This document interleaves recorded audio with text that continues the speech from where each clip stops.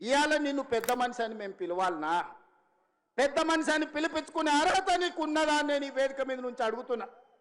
నేను అడుగుతున్నా, ఇవాళ పెద్ద మనిషిని ప్రజాపాలన ఎందుకు పోవాలి, పాపాల భైరవుడు అధికారులు ఎందుకు రావాలో నువ్వు జవాబు చెప్పాలి.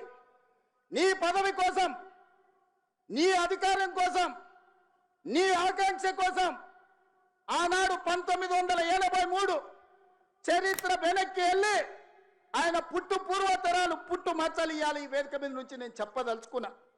ఆయన నీతేంది, ఆయన జాతేంది, ఆయన దోస్తేందో ఇవాళ మీ అందరి ముందర నేను విజ్ఞప్తి చేయదలుచుకున్నా. మిత్రులారా, 1983లో తుమ్మల నాగేశ్వరరావు గారు సజీవ సాక్షి.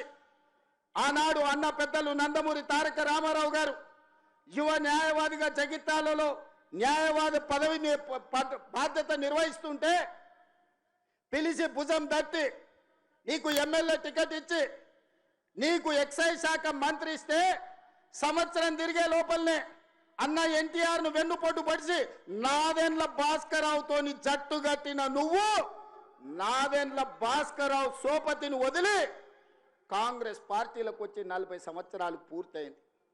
నేను అడుగుతున్నా పెద్ద మనిషిని, ఈ 40 ఏళ్ళు జగిత్యాల నియోజకవర్గమే కాదు కరీంనగర్ జిల్లాలో ప్రతి కాంగ్రెస్ పార్టీ కార్యకర్త 14 ఎన్నికల్లో 11 సార్లు ఎమ్మెల్యే, 3 సార్లు ఎంపీ, 1 సారి ఎమ్మెల్సీ, 14-15 సార్లు బీభావిస్తే దుఃఖాన్ని దిగముంగుకొని ఎన్టీఆర్ను వెన్నుపోటు పడిచిన నిన్ను, నాదెండ్ల భాస్కరరావు అనుచరుడైన నిన్ను ఎమ్మెల్యేగా, ఎంపీగా, ఎమ్మెల్సీగా ఏ ఎన్నికల్లో పోటీ చేసినా వేలాది మంది కాంగ్రెస్ పార్టీ కార్యకర్తలు నిన్ను భుజాల మీద మోసిన మాట నిజం కాదా? పల్లకిలో అసెంబ్లీకి పంపిన మాట నిజం కాదా? మిత్రులారా, 40 ఏళ్ళు నీ కోసం, నీ పదవి కోసం, నీ కుటుంబంలో జడ్పీటీసీ, ఎంపీపీ ఏ పదవి వచ్చినా నీ కుటుంబానికి ఇచ్చుకున్నా జగిత్యాల కాంగ్రెస్ పార్టీ కార్యకర్తలు మౌనంగా నీ కుటుంబానికి ఊడిగం చేసిన మాట నిజం కాదా? గ్రామంలో ఉన్నోడు గ్రామంలో ఉండాలి, మండలంలో ఉన్నోడు మండలంలో ఉండాలి, జిల్లాలో ఉన్నోడు నియోజకవర్గంలో ఉన్నోడు నియోజకవర్గంలో ఉండాలని పాపంది చేసింది నువ్వు కాదా? మొన్న నేను జగిత్యాల కార్యకర్తలను కలిస్తే ఒక్కొక్కరు తమ కష్టాలను మనసు విప్పి మాట్లాడుతుంటే నాకు ఆశ్చర్యపోయినా. గాంధీ భవన్ చూసి ఒక నాయకుడు చాలా సంవత్సరాల తర్వాత మెట్రోలో పోతుంటే గాంధీ భవన్ కనిపిస్తే ఆనందంతో కన్నీళ్లు గారిని ఆనంద బాష్పాలు గార్చిన మెట్రోలో నన్ను ఇట్లా గాంధీ భవన్ చూసిన మా నాయకుడు ఎన్నడూ నన్ను గాంధీ భవన్కు తీసుకుపోలేదని చెప్తుంటే నాకు నిజంగా మనసులో కలుక్కుమన్నది.